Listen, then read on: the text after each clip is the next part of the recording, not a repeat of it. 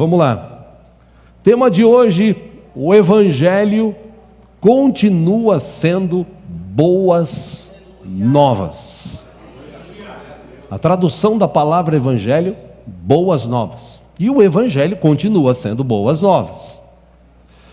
Existem algumas coisas, irmãos, ardendo no meu coração nesses últimos tempos. E uma dessas questões que arde no meu coração é ganhar almas. E eu tenho pedido a Deus estratégias e também pessoas dispostas para que isso aconteça. É legal a gente ficar aqui, se reunir nos domingos, falar da palavra de Deus e tal. Mas para mim isso ainda é pouco, porque eu sonho em ver essa igreja aqui com um número muito maior de pessoas, não porque a gente quer aparecer ou ser melhor do que ninguém, longe disso, mas sim porque nós queremos ver pessoas sendo salvas, pessoas sendo transformadas pelo poder do Evangelho, das boas novas do Evangelho. E o tempo que nós estamos vivendo hoje, irmãos, presta atenção, o tempo que nós estamos vivendo hoje é um tempo próximo do fim.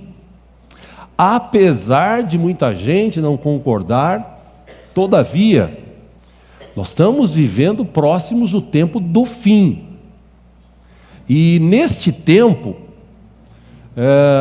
a gente conversa com várias pessoas e tal, e uma dessas pessoas que eu conversei essa semana que passou, ela disse: olha, eu tenho uma conhecida, uma amiga que ela fala sobre hoje o chamado judaísmo messiânico.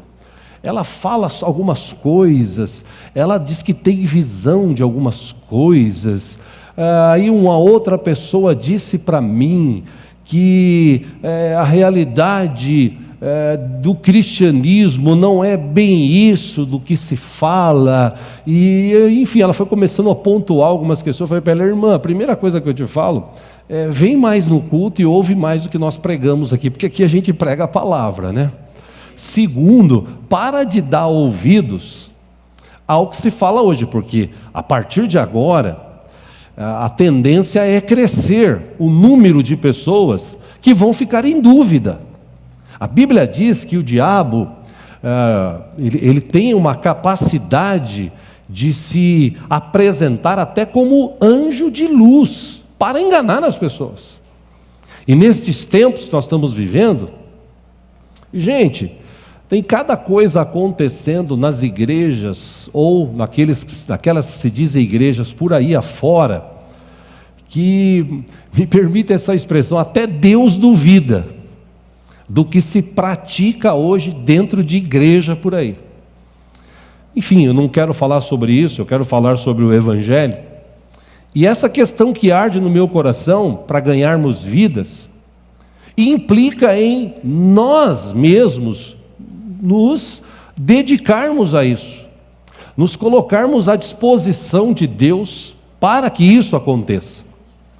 Pelas Escrituras Sagradas, nós podemos observar bem que a semente que Jesus semeava, a palavra, eu peguei alguns textos aqui que falam sobre essa semente. Primeiro, acompanhe aqui no telão, Mateus capítulo 4, versículo 17. O texto diz assim: daí em diante, Jesus começou a pregar. E o que Jesus falava? Arrependam-se, pois o reino dos céus está próximo. Jesus começou falando sobre isso. Em Mateus capítulo 24, versículo 14, Jesus também disse: e será pregado este evangelho do reino por todo o mundo. Para quê? Para testemunho a todas as nações, e então virá o fim. Jesus pregava um evangelho qualificado como o evangelho do reino de Deus. Por exemplo, em Lucas capítulo 8, versículo 1, acompanhe aqui, o texto diz assim: depois disso, Jesus ia passando pelas cidades e povoados, proclamando as boas novas do reino de Deus. Os 12 estavam com eles. Jesus também disse em Lucas 16, versículo 16: a lei e os profetas vigoraram até João o Batista. Desde esse tempo, vem sendo anunciado o evangelho do reino de Deus. E veja que interessante o que Jesus fala: e todo homem se esforça por entrar nele. Ou seja, eu subentendo essa expressão de que para entrar no reino de Deus eu preciso me esforçar. Se você ler a Bíblia, Jesus, numa de suas ministrações, ele disse: gente, você quer me seguir? Você tem que tomar uma atitude. Você tem que negar-se a si mesmo, você tem que tomar a tua cruz e vir após mim, se você quiser me seguir. Ou seja, para isso acontecer, é necessário de haver um esforço. Porque hoje as pessoas, elas estão acostumadas com essa vida que se vive no mundo, a vida de pecado, a vida de correria. As pessoas se acostumaram com isso. E o que implica nessa situação é que os cristãos também estão acostumados com isso. Então, os textos que são usados as expressões, que são usadas nesses textos, que Jesus falou, evangelho do reino de Deus. Jesus pregava o evangelho do reino de Deus. Amém? Para a gente entender, um reino é um território onde um rei governa. Existe um território e existe um rei que governa aquele território. É um lugar onde a autoridade daquele rei é reconhecida. Se você pegar na Bíblia, existiram vários reinos no passado, vários reis. Hoje ainda existe alguns lugares do mundo que ainda existe essa capacidade de ter rei e rainha, e os seus súditos se prostam ou se limitam àquilo que ele fala, àquilo que ele diz, ou pelo menos estão ali vivendo uma vida como discípulos, como servos daquele reino. O reino de Deus que Jesus está falando é onde Deus reina. Aonde Deus reina? No reino dele. Jesus veio e anunciou o reino de Deus. Olha, gente, o reino de Deus está próximo de vocês. O reino de Deus é diferente do reino deste mundo. Aqui no mundo as pessoas, elas buscam louvores, elas buscam ser elogiadas, elas buscam o ego delas está sempre sendo alimentado, eles crescerem. O reino de Deus é diferente. O reino de Deus, o primeiro é o último, é aquele que serve. O reino de Deus, você aprende a perdoar do jeito que Deus te perdoou, porque todos os teus pecados foram perdoados. Então Deus, do mesmo jeito que Ele te perdoou, você também tem agora, se você está no reino de Deus, onde Deus reina, você está se submetendo ao que se fala lá. Deus amou o mundo de tal maneira que deu seu único filho, para que todo aquele que nele crer não pereça, mas tenha a vida eterna. Então, o amor de Deus é grande, é imensurável. Nós não temos capacidade de entender como Deus nos ama, mas Ele nos ama a ponto de nos chamar para o seu reino, onde Ele reina. E se tem um rei, eu como discípulo, como súdito, me submeto ao reino dele. Amém? Será que dá para entender isso?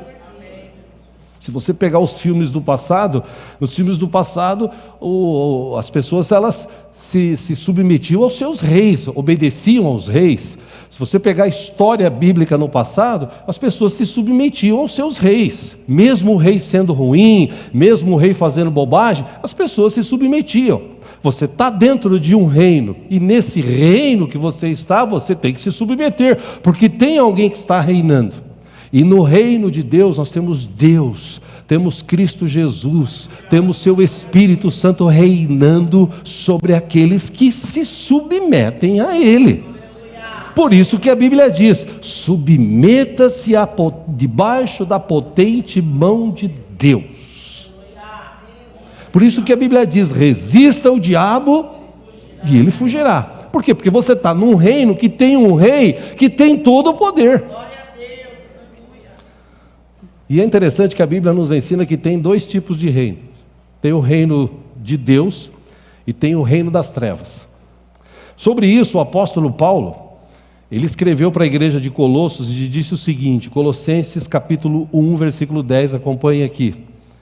Ele disse assim: isso, para que vocês vivam de maneira digna.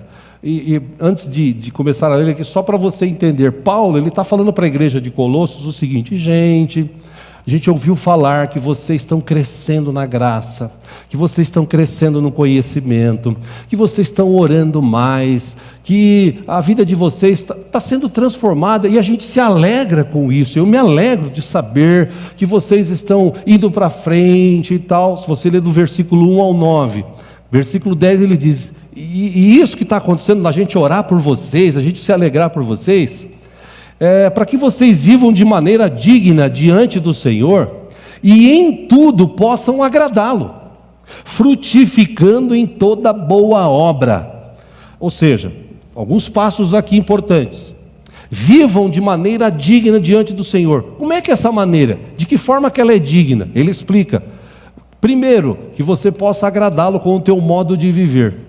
Nós não estamos aqui para agradar o mundo, nós estamos aqui para agradar ao nosso Deus. Nós estamos no reino de Deus, nós temos um rei.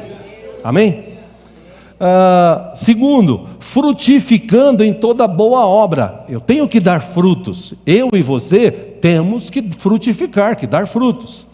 Terceiro, crescendo no conhecimento de Deus. Como é que eu cresço no conhecimento de Deus? Quando eu leio a Bíblia, quando eu estudo a Bíblia, quando eu, por exemplo, adquiro livros de cunho evangélico e leio, isso traz conhecimento, eu vou começando a entender mais quem é Deus, a sua supremacia, a sua glória, o seu poder, o seu reino. Lendo a palavra que eu vou entender isso. Então eu preciso viver estes passos. E versículo 11 ele diz: sendo fortalecidos com todo o poder. E como é que eu sou fortalecido com o poder? De acordo com a força da sua glória. E a glória do Senhor, quando ela resplandece, como aconteceu aqui há pouco no momento do louvor, Deus se manifesta, mas a sua glória enche o templo, as pessoas são libertas, são curadas, são transformadas e saem abençoadas. E para que isso acontece? Para que tenham toda a perseverança e paciência com alegria, versículo 12, dando graças ao Pai, que nos tornou dignos de participar da herança dos santos no reino da luz. Meu irmão, minha irmã, nós fazemos parte de um reino que não é mais das trevas, é de luz. É de luz. E por que isso? Paulo explica, versículo 13: pois ele nos resgatou do domínio nas trevas ou das trevas e nos transportou para o reino do seu Filho amado, em quem temos a redenção, a saber, o perdão dos pecados. No reino das trevas, lá as pessoas que estão no reino das trevas, elas não reconhecem o senhorio, a autoridade de Jesus. Só quem está no reino da luz é que entende esse chamado, é que entende, tem essa capacidade de olhar as circunstâncias, de olhar o momento que vivemos e entender: gente, nós estamos vivendo um momento difícil, agora é a hora. E se você pegar aqui os 6 dias de ministração que nós tivemos, a maioria dos pastores, de alguma forma eles falaram sobre isso. Agora é a hora dos verdadeiros cristãos começarem a se manifestar, começarem a orar, começarem a clamar. Nós estamos vivendo um tempo no Brasil como nós nunca vivemos. Tempo de briga, tempo de discussão política, tempo de corrupção, tempo de mortes, tempo que a juventude está envolvida com drogas, com bebidas, com sexualidade. Gente, a gente está vivendo um tempo difícil. E o que os crentes estão fazendo? Agora é a hora da gente se manifestar. Por quê? Porque nós fazemos parte de um reino de luz. E as pessoas precisam ver essa luz através de nós. E uma vez que a gente entendeu isso, eu quero ler para vocês aqui um texto, um pequeno texto, que foi escrito por um grande evangelista, pregador do passado, século XVIII. Ele foi até considerado o príncipe dos pregadores, Charles Spurgeon. Aliás, até se você pesquisar na internet, tem promoção em livrarias aí. Eu até adquiri uma dessas coleções dos sermões de Charles Spurgeon, que são 6 livros. O pastor, acho que Marcelo falou sobre isso aqui. Tem outras coleções de Charles Spurgeon, de ministrações, livros que ele escreveu, frases que... Gente, esse homem aqui foi ele foi considerado o príncipe dos pregadores. E ele escreveu algo, eu vou citar aqui o que ele escreveu, tá? Para ninguém falar que é o pastor que está falando. Tá bom? Eu vou te citar o que ele escreveu, no século XVIII. Uma obrigação pesa sobre você. Isso me chamou a atenção. Devemos pensar na obrigação que pesa sobre aqueles que têm o privilégio de ser salvo. Quem é salvo, lavado e remido pelo sangue de Jesus? É um privilégio, sim ou não? Uma regra do governo ou do reino de Deus, tanto para aqueles que estão sob o Evangelho, como os que estão sob a lei, é que muito é esperado da pessoa a quem muito é dado. O que ele quis dizer? Deus me deu, Deus te deu poder, unção. Lembra que a gente já estudou sobre isso esse ano? A autoridade e o poder está sobre a igreja. Jesus falou, a autoridade, eu ressuscitei e tal, todo o poder dos céus e na terra estão comigo, e agora eu dou para vocês, vão, e vocês vão fazer, está sobre nós. Eu leio isso, eu lembro da história do Homem-Aranha, um dos filmes do Homem-Aranha, quem assistiu lá, os primeiros, o tio dele que está morrendo, olha para ele e fala assim, sobrinho, grandes poderes refletem a grandes responsabilidades. Então, Charles Spurgeon, no século XVIII, ele escreveu isso. Uma regra do reino ou do governo de Deus, tanto para aqueles que estão sob o Evangelho, como os que estão sob a lei, é que muito é esperado da pessoa a quem muito é dado. Tiago, o apóstolo, ele escreveu, segundo a sua vontade, ele nos gerou pela palavra da verdade, para que fôssemos como primícias das suas das suas criaturas. Deus colocou aqueles e coloca aqueles que ele salvou em primeiro lugar. Por isso que Pedro disse, nós somos geração eleita, sacerdócio real, povo santo escolhido pelo Senhor. Depois de Jesus, vem aqueles que são salvos. Ele lhes dá mais dignidade do que ao resto das criaturas. Por quê? Porque nós somos filhos. O restante, enquanto não receber Jesus como Salvador, são criaturas. Todos fomos criados. Deus nos criou. Agora, a partir do momento que nós o recebemos como Senhor e Salvador, nós passamos a ser filhos. Por isso que a Bíblia diz, Deus amou o mundo de tal maneira que deu o seu Filho unigênito, o único Filho que Ele tinha, Ele deu por nós. Aí Paulo escreve, agora Jesus é o primogênito, é o primeiro de muitos que fazem parte desse reino de luz, esse reino poderoso.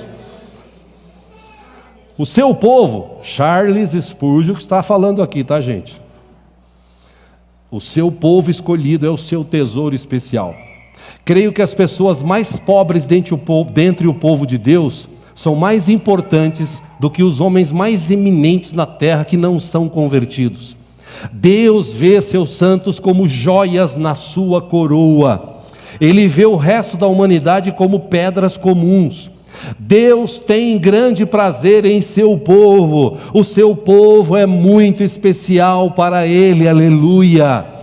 Você pode falar isso para a pessoa que está do seu lado esquerdo, direito, assim, ministrando sobre ele, dizendo assim, meu irmão, você faz parte de um povo especial que ama a Deus.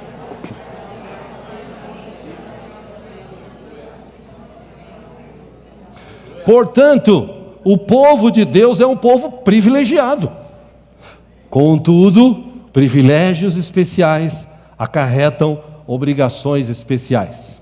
Quero falar-lhes a respeito dessas obrigações. De novo, é Charles Spurgeon que escreveu, só estou lendo.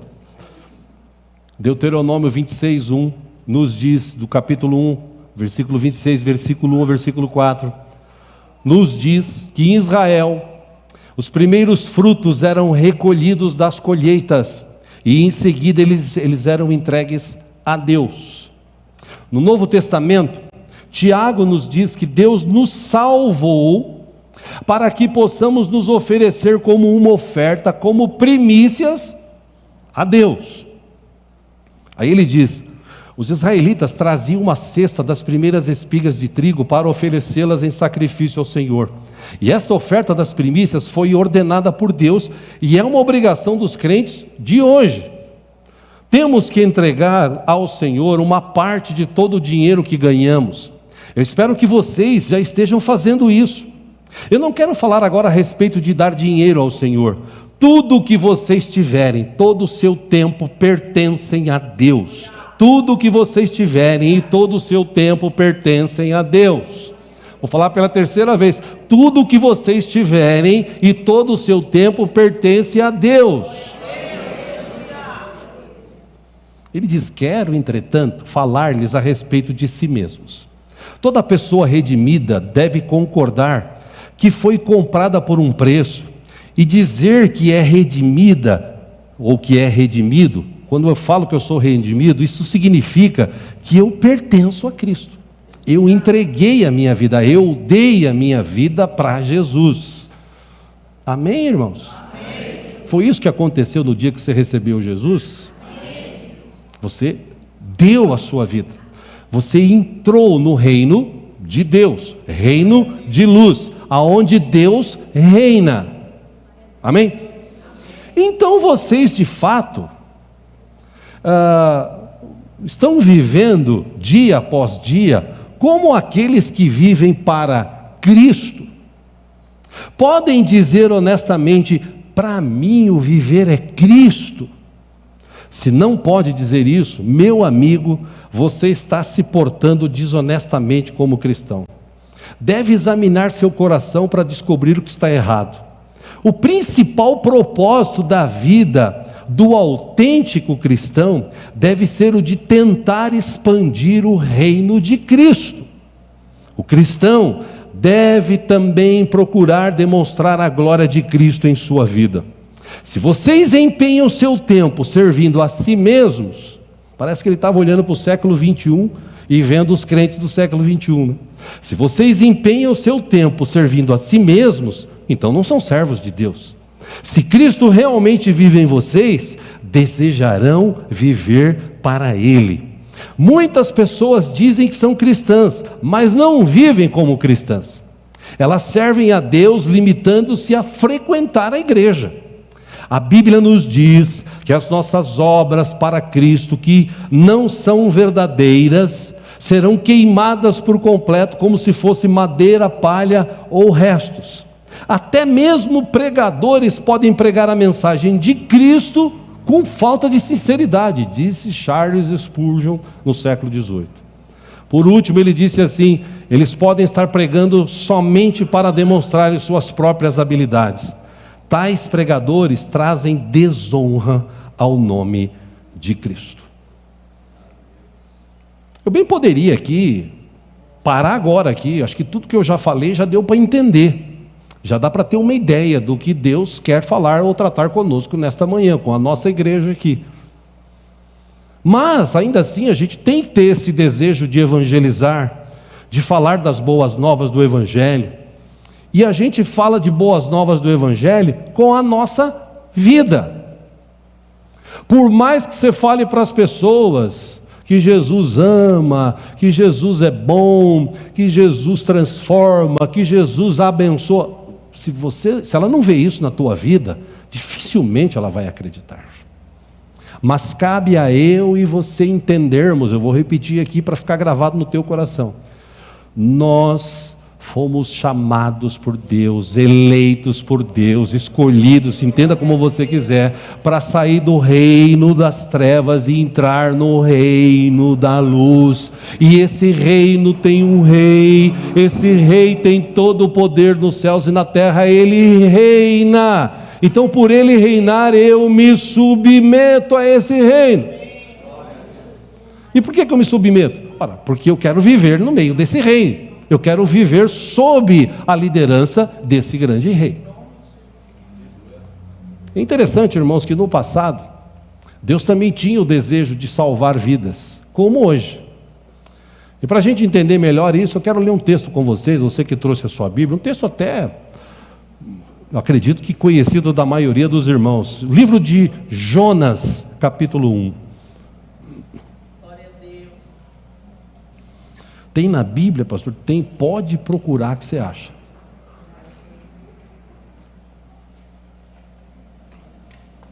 Ó, e está no Velho Testamento, tá? Ó, e está nos profetas menores, já cantou alguém aqui.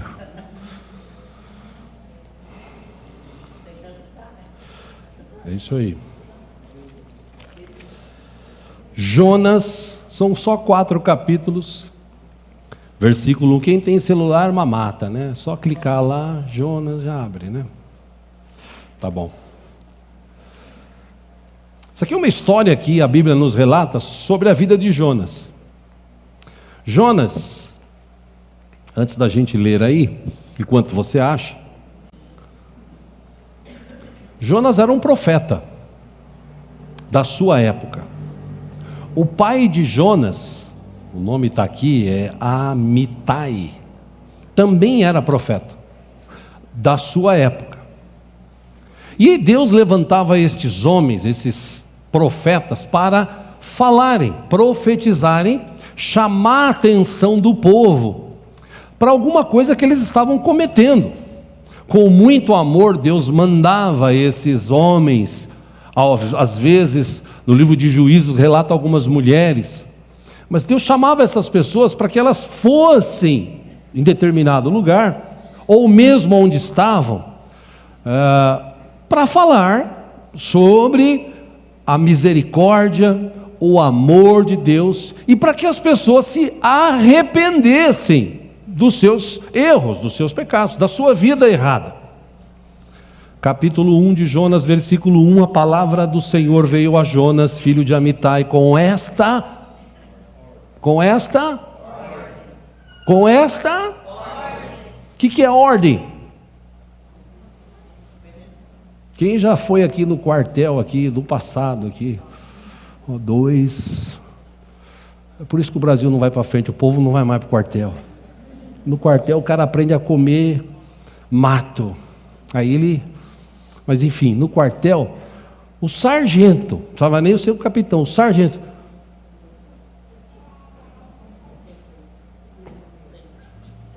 e aí se não fizesse isso, paga 10 aí agora, vai lavar a cozinha. Eu me lembro até que uma vez eu fui lavar a cozinha, não porque tinha desobedecido, porque escolhiam, né? Eu fui ajudar a lavar a cozinha, estava lá esfregando aquele chão imenso do quartel, Jesus amado, cheio de sabão, e o cozinheiro lá no fundo, aí caiu o cara cortando o frango caiu no chão, o outro veio, deu uma bica, pá, rolou no sabão, chegou perto do cozinheiro, ele pegou e pôs na panela. Eu falei, hoje eu não como frango. Bom, vamos lá. Deus deu esta ordem para ele, versículo 2, vá depressa à grande cidade de Nínive e pregue contra ela, porque a sua maldade subiu até a minha presença. Versículo 3, mas Jonas fugiu da presença do Senhor, dirigindo-se para Tarsis, desceu à cidade de Jope, onde encontrou um navio que se destinava àquele porto. Depois de pagar a passagem, embarcou para Tarsis, para fugir do Senhor. Versículo 4, o Senhor, porém, fez soprar um forte vento sobre o mar, e caiu uma tempestade tão violenta que o barco ameaçava arrebentar-se. Versículo 5, todos os marinheiros ficaram com medo, e cada um clamava ao seu próprio Deus, com D minúsculo aqui, e atiraram as cargas ao mar, para tornar o navio mais leve.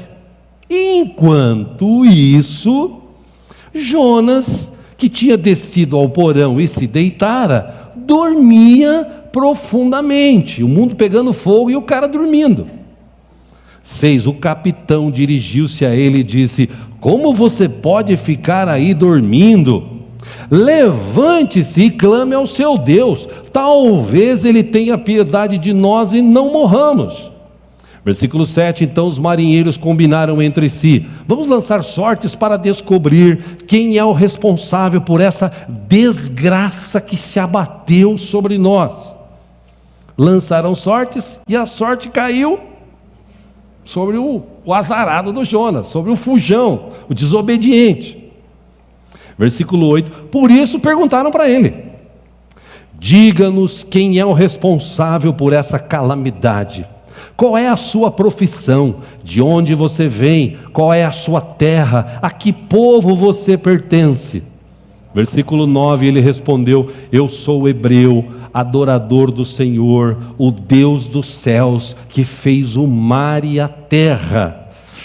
Versículo 10, então os homens ficaram apavorados e perguntaram: o que foi que você fez? Pois sabiam que Jonas estava fugindo do Senhor, porque ele já lhes tinha dito. Versículo 11, visto que o mar estava cada vez mais agitado, eles lhe perguntaram: o que devemos fazer com você para que o mar se acalme?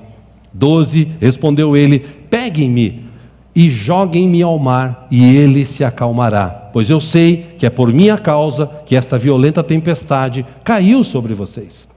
Versículo 13, ao invés disso, os homens se esforçaram ao máximo para remar de volta à terra, mas não conseguiram, porque o mar tinha ficado ainda mais violento. 14, eles clamaram ao Senhor: Senhor, nós suplicamos, não nos deixes morrer para tirarmos a vida deste homem. Não caia sobre nós a culpa de matar um inocente, porque tu, ó Senhor, fizeste o que desejava. Pausa aí, o capitão fala para cada um orar para o seu Deus.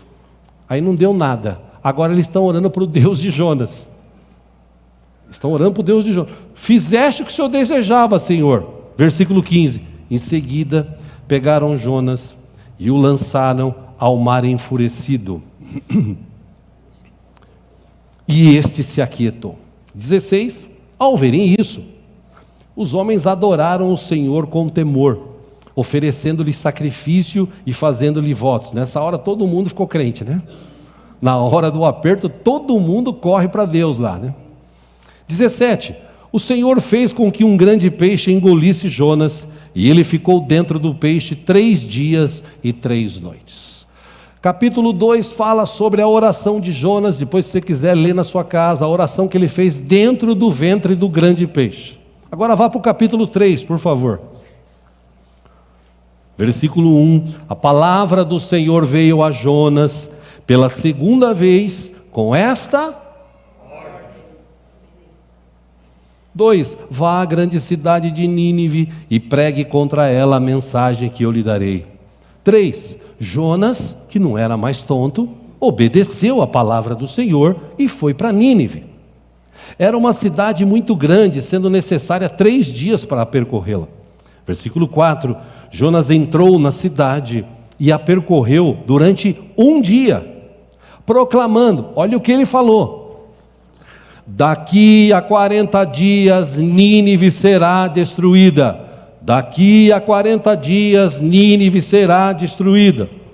Versículo 5, os ninivitas creram em Deus, proclamaram um jejum, e todos eles, do maior ao menor, vestiram-se de pano de saco. 6, quando as notícias chegaram ao rei de Nínive, ele se levantou do trono, tirou seu manto real, vestiu-se de pano de saco e sentou-se sobre cinza. 7, então fez uma proclamação em Nínive, por decreto do rei e de seus nobres. Tinha um rei, era uma cidade, era um local, alguém mandava lá, e esse rei decretou aos seus nobres e a todos ali: não é permitido a nenhum homem ou animal, bois ou ovelhas provar coisa alguma, não comam, não bebam. 8, cubram-se de pano de saco, homens e animais, e todos clamem a Deus com todas as suas forças, deixem os maus caminhos, a violência. Deixe os maus caminhos e a violência. Versículo 9, talvez Deus se arrependa e abandone a sua ira e não sejamos destruídos. Por último, 10, tendo em vista o que eles fizeram e como abandonaram os seus maus caminhos, Deus se arrependeu e não os destruiu como tinha ameaçado. Só até aí. Bom, algumas coisas a gente puxa para nós agora, o século 21 disso aqui. Primeiro, o mundo está pegando fogo aí. E tem muito crente que está dormindo, descansando, viajando, curtindo. Pastor, mas eu não posso curtir e viajar? Sim, mas não precisa tanto. Você podia se dedicar um pouco mais para a obra de Deus. Você podia investir um pouco mais do seu dinheiro na obra de Deus, do seu tempo, do seu talento. Jonas, ele estava dormindo. E sossegadamente, profundamente, diz o texto. Aí alguns de vocês, talvez, ou quem esteja assistindo, pense assim: então será que Deus vai me castigar? Será que eu vou parar dentro da barriga de um grande peixe? Se você for no meio de tubarão, realmente você vai parar, pedaço de um, pedaço de outro. Mas o que eu aprendo com isso? Deus vai me castigar? Deus, não. Paulo, escrevendo à igreja de Corinto, ele disse o seguinte: irmãos, toda a nossa obra, tudo o que nós fazemos, vai ser passado pelo fogo. Se for uma obra boa, ela vai se queimar e vai se purificar como o ouro é purificado no fogo. Se for uma obra ruim, que não tem valor nenhum, ela vai se queimar. Mas o texto de Coríntios diz o seguinte: todavia a pessoa será salva. E por que ele fala isso? Porque a salvação não vem por obras, para que ninguém se glorie. A salvação vem porque Cristo pagou o preço na cruz do Calvário por mim e por você. É por isso que nós estamos aqui hoje. Agora, como Paulo disse, esse amor de Deus, esse reino de Deus, essa luz que vem de Deus é tão grande que me constrange. Então eu não consigo ficar vendo a humanidade morrendo, os jovens nas drogas, nas bebidas, na imoralidade sexual. Eu não me conformo de ver isso. Eu não me conformo. Tem um programa de televisão, de segunda a sexta, na Rede TV do Siqueira, que é até engraçado, mas ele é meio sádico, porque ele comemora a morte de bandido. Bandido é bandido, vamos curtir e tal. É até legal a cena, a palhaçada que é feita, né? É legal, você dá risada. Mas se você olhar com os olhos de cristão, você fala assim: meu Deus, mais gente que está indo para o inferno toda hora, todo dia.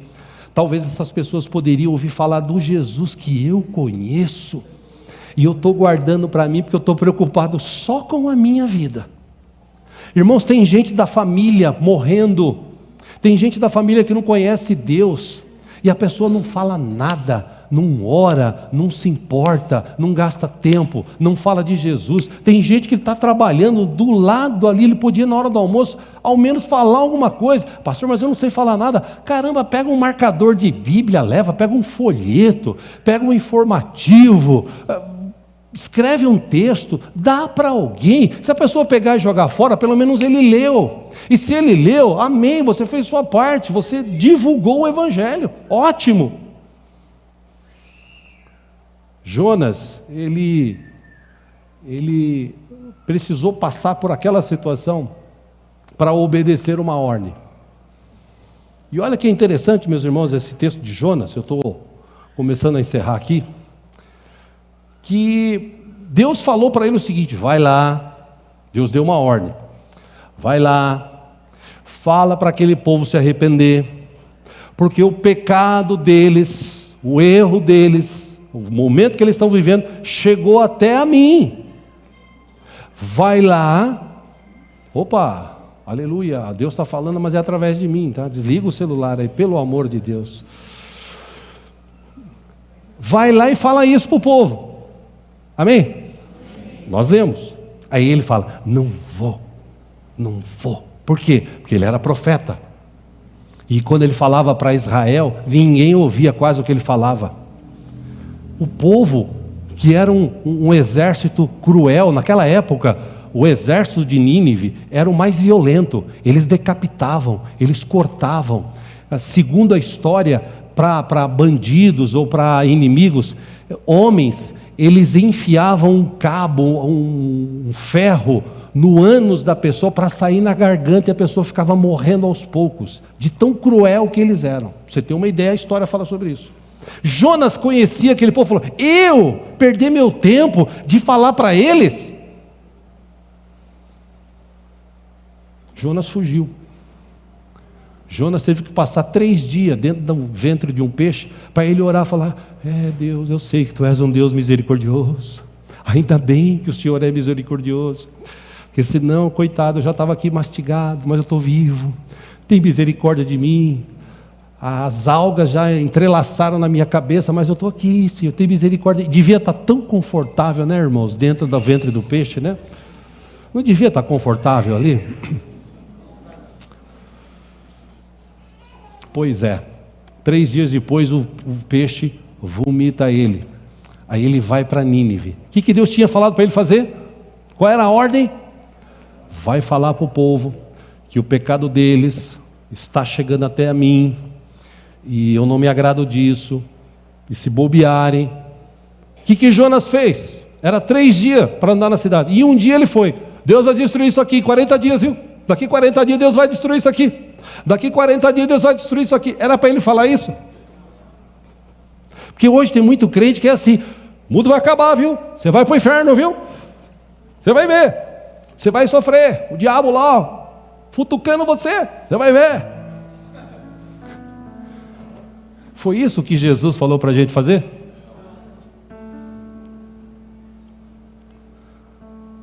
E é interessante que mesmo usando aquela palavra assim, Deus vai destruir, daqui 40 dias.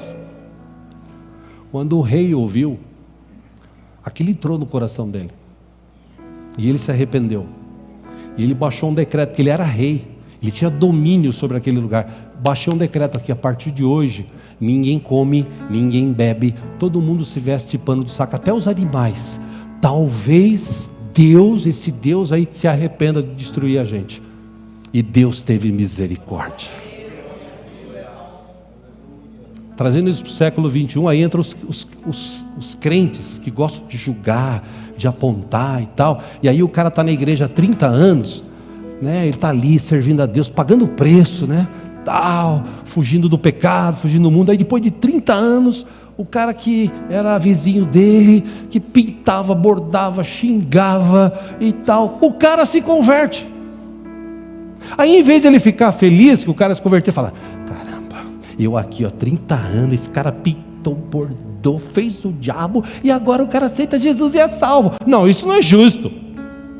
Foi o que Jonas fez. Se você ler o capítulo 4, ele ficou doido. Ele falou: eu sabia que o Senhor é um Deus misericordioso, eu sabia que o Senhor ia perdoar, porque o Senhor é um Deus amoroso, misericordioso, é por isso que eu quero morrer. Lê o capítulo 4 depois. Aí Deus olha para ele e fala assim: filho, Deus cria uma situação, né?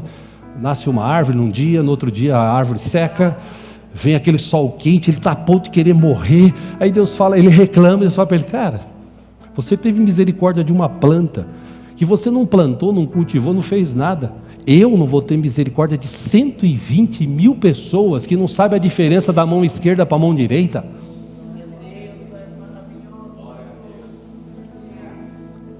Qual é a nossa obrigação? Lembre-se, eu vou repetir aqui para encerrar. Nós estamos no reino de...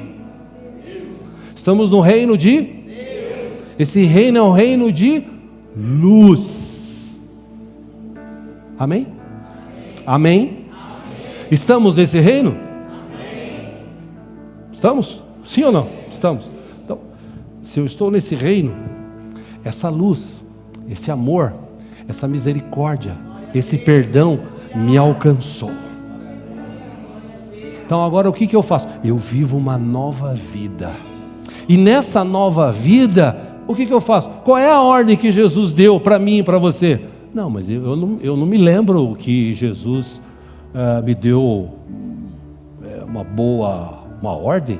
Bom, primeiro eu vou te dizer o seguinte aqui, Isaías, capítulo, acompanha aqui 57:7, ele diz o seguinte: como são belos nos montes os pés daqueles que anunciam boas novas, que anunciam o Evangelho, que proclamam a paz, que trazem boas notícias, que proclamam salvação, que dizem a Sião: o seu Deus reina. Olha, os pés destes são belos, são abençoados, aleluia. Paulo, escrevendo à igreja de Roma, ele cita capítulo 10, versículo 15: como pregarão se não forem enviados? Como está escrito: como são belos os pés dos que anunciam boas novas. Pastor, o seu pé deve ser muito belo, dos presbíteros aqui, dos pastores, né? Porque vocês pregam o evangelho, não, irmão, não é só para a gente, não. Jonas, como judeu, sendo judeu, ele não podia se conformar que Deus teria razão plausível para que pudesse justificar um profeta de Israel e profetizar e falar em Nínive, uma cidade terrível. E o fato curioso disso aqui, que a Bíblia nos mostra, é que lá em Israel, nem todos ouviam o que o profeta falava. Mas em Nínive, todos ouviram o que o profeta falou. Você fala assim: pastor, é obrigação minha. Jesus disse antes de subir, Marcos 16, 15: vão pelo mundo, aproveitem as praias, os campos, durmam bastante, descansem. Amém? Quando eu falo isso, é duro ouvir isso, né, irmãos? Porque as pessoas querem vir para a igreja só para ser abençoada. E quando são abençoadas, vaza. Vai fazer isso que eu acabei de falar. Mas eu sou proibido de fazer isso? Lógico que não, pastor. Lógico que não, irmão. Lógico que não, irmã. Você pode fazer o que você quiser. Deus nunca proibiu eu e você de viajarmos. Longe disso. De curtir a vida? Longe disso. O problema é que isso está tomando conta da vida dos cristãos. O mundo está pegando fogo, existem guerras, existem mortes, destruição, vírus, pandemia, crise financeira, o Brasil uma briga política, e os crentes estão aí. Agora é a hora da gente dobrar o joelho, da gente erguer a voz, levantar a mão e dizer assim: ó, em nome de Jesus, Deus vai intervir nessa nação. Isso aqui, ó, tem valor para mim. Não é porque o candidato A e B fala, não é porque o candidato B, C fala. Isso aqui representa a bandeira do meu país, da onde eu nasci, da onde eu amo. Não é porque o candidato A está usando, e está usando de uma forma cívica, mas todo mundo está criticando e tal, como uma cantora nos Estados Unidos, brasileira, que mora lá, pegou uma bandeira, jogou no chão e sambou em cima, tipo assim: isso aqui é um lixo. E não é, porque eu amo essa nação e eu oro para que Deus mude a história dessa nação. Eu faço parte daqueles que oram pelo Brasil. E Jesus disse: vá pelo mundo todo e pregue o evangelho a todas as pessoas. Quem crer e for batizado, por isso vamos ter batismo dia 7 aqui, porque tem gente crendo e querendo ser batizada. Quem crer e for batizado será salvo, mas quem não crer será condenado. Estes sinais acompanharão os que crerem, e eu creio em Cristo Jesus, eu creio no reino de Deus. Que sinais são esses? Em meu nome expulsarão demônios, falarão novas línguas, pegarão em serpentes, e se beberem algum veneno mortal não lhes fará mal nenhum, e imporão as mãos sobre os doentes e eles ficarão curados. Aleluia! Está faltando isso hoje na igreja, orar, que a igreja hoje é rica, as igrejas são ricas, mas você não vê mais tantos milagres como antigamente. Eu prefiro viver mais pobre, mas ter o poder de Deus, de ver as pessoas curadas e libertas. Em Mateus 28:18, o mesmo texto de uma outra forma, Jesus disse, aproximou-se deles e disse: foi-me dada toda a autoridade nos céus e na terra, portanto, vão e façam discípulos de todas as nações, batizando-os em nome do Pai, do Filho e do Espírito Santo, e ensinando-os a obedecer a tudo que eu lhes... E o que Deus ordenou para a gente fazer? Sai do mundo, sai dessa vida, viva uma nova vida. E Ele diz: e eu estarei sempre com vocês, até o fim dos tempos. Ou seja, vir para a igreja atrás de bênção, todo mundo quer. Aliás, todo mundo quer o bônus da salvação. Agora, o ônus, ninguém quer cumprir. Não, o irmão lá, o outro lá, o fulano, o Beltrano e tal. Pastor, mas eu não sei pregar. Ceda a sua casa, faz um culto lá, chama aí, está cheio de presbítero aqui agora, estão doidos para trabalhar os presbíteros aqui da igreja. Pastor, estão no sentido real mesmo, não é figurado não, estão doidos para trabalhar. Marca um culto na sua casa, chama os teus vizinhos, chama a tua família, para alguém lá cantar com violão uma música, duas, e falar de Jesus para as pessoas. Pega um folheto na portaria, leva, manda uma mensagem de WhatsApp, pega o culto que você recebe o link, repassa para outra pessoa. Pega lá no seu Instagram, em vez de você colocar aquelas fotos lá na praia, bota a foto da igreja, bota a foto da palavra, num texto bíblico. Fala assim: domingo que vem eu convido você para vir na minha igreja, 10 da manhã ou 6 da tarde, Avenida Itaberaba, 4.330. Vamos estar juntos, mas eu vou buscar você. Porque Deus nos chamou também para isso, tá, irmãos? Não é só para ficar. Antigamente a gente falava que membro de banco, que antigamente tinha banco, né? Membro de banco era prego, né? Hoje não dá para falar mais que a cadeira, né? Mas membro é aquele que participa. Porque eu encerro dizendo: nós fazemos parte de um reino. E Jesus disse: o reino dos céus é chegado a vós.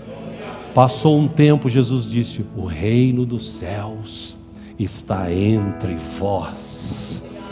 Antes de Jesus ser crucificado, quando ele estava ali pregando as suas últimas instruções, ele disse assim: o reino dos céus está em vocês.